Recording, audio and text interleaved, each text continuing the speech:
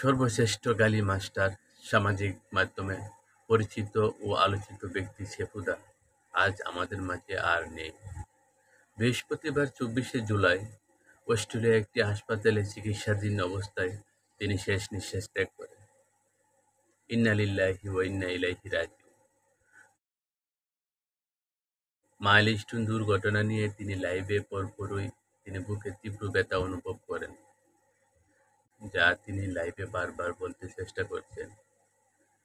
তাৎক্ষণিকভাবে হাসপাতালে ভর্তি করা হলেও শেষ পর্যন্ত আর ফিরলেন না তিনি। মাত্র ২ দিন পরই সকলকে কাঁদিয়ে চিরবিদায় নিয়েছেন। বাংলাদেশের সোশ্যাল মিডিয়া আলোচিত এই মুখ শেফুদা আজ আমাদের মাঝে নেই, আমাদের কাছ থেকে হারিয়ে গেছে। শেফুদা নানা বিতর্ক ও বিতর্ক ধর্মীয় অনুষ্ঠানের মাধ্যমে ও নানা উপস্থাপনার মাধ্যমে আপনার আমার কাছে অতি পরিচিত হয়ে উঠেছিলেন। লোকটি সবাইকে গালিগালাজ করলেও আমাদের মাঝে অনেক আনন্দ দিয়েছিলেন।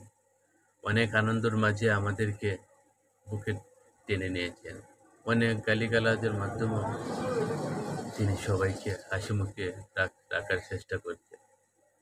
সেই লোকটি আজ কোনদিন লাইভে এসে কাউকে আর গালি দেবে না, কাউকে জুতাপিটা করবে না।